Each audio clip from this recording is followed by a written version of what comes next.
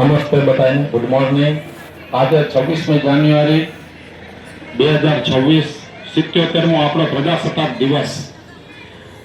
દેશે જ્યારે દેશ આઝાદ તો 1947માં થયો, પણ 1950માં આપણું બંધારણ અમલમાં આવ્યું, એના માનમાં આપણે 26મી જાન્યુઆરીનો આ સરસ મજાનો તહેવાર ઉજવીએ છીએ। અને આજે સાંસ્કૃતિક કાર્યક્રમો અને ખૂબ જ કાર્યક્રમોની ભરમાર હોય છે।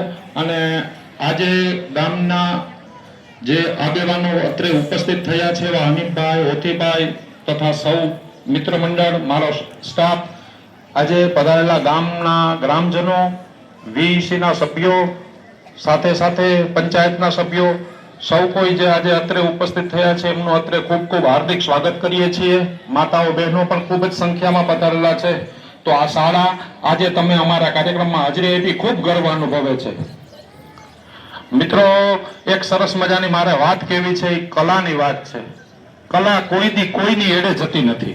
આજે જે વિદ્યાર્થીઓ પરફોર્મન્સ કરે છે ને, એ એની પોતાની કલા છે। મારે સ્કૂલમાં જ્યારે પ્રાર્થનાના કાર્યક્રમો થાય છે ત્યારે જે વિદ્યાર્થી મિત્રો ઢોલક વગાડે છે ને, એ તમારે સાંભળવા આવવું પડે। આવું સરસ મજાનું વાતાવરણ આપણી શાળામાં ઊભું થયેલું છે।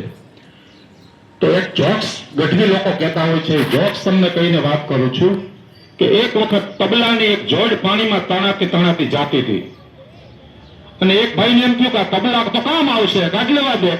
એ તો નદીમાં કૂદકો મારીને પીડ્યો ને તબલાની જોડ તાણવા ગયો, ત્યાં ભેગા રામદાસ મહારાજે નીકળ્યા ને કઈડે બાંધેલા હતા તબલા। તો મહારાજને દવાખાને દાખલ કર્યા ને મહારાજ હાજા થઈ ગયા।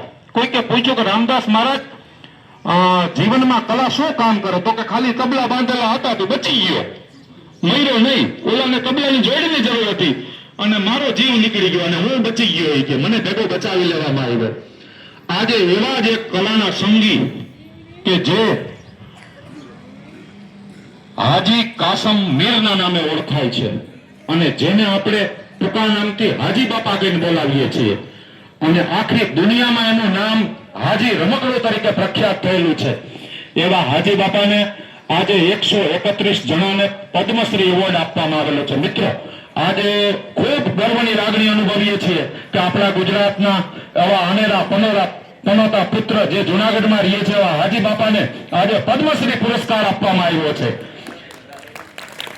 અને મિત્રો, આ પદ્મશ્રી પુરસ્કાર એટલે ભારત સરકાર દ્વારા એનાયત કરવામાં આવે છે। સૌથી મોટું ભારત રત્ન નામનો એવોર્ડ હોય છે, એના પછી પદ્મ વિભૂષણ હોય છે અને છેલ્લે પદ્મશ્રી એવોર્ડ હોય છે।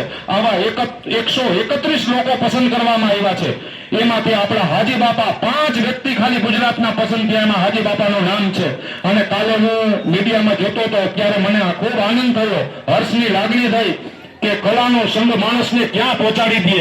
અને મેં એને રૂબરૂ સાંભળેલા છે મારા જીવનમાં। મેં ઘણી વખત એની ઢોલકના તાલ ને ધબકાર મેં સાંભળેલા છે। મિત્રો, એની તો શું વાત કરવી હાજી બાપાની।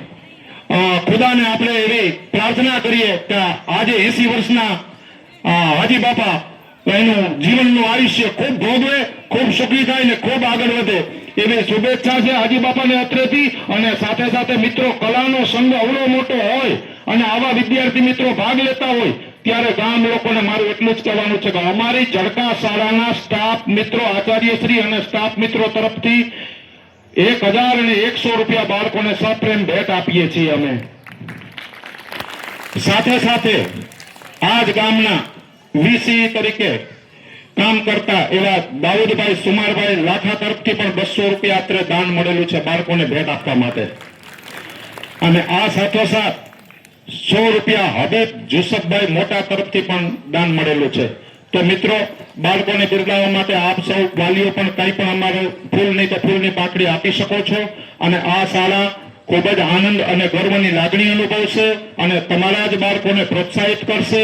અને એ દાનમાંથી જે રકમ ભેગી થાય છે એમાંથી અમે અમારા બાળકો જે ભાગ લીધેલા છે એ મિત્રોને, બધાને, વિદ્યાર્થી મિત્રોને ખૂબ ઇનામ આપીએ છીએ, પ્રોત્સાહિત કરીએ છીએ।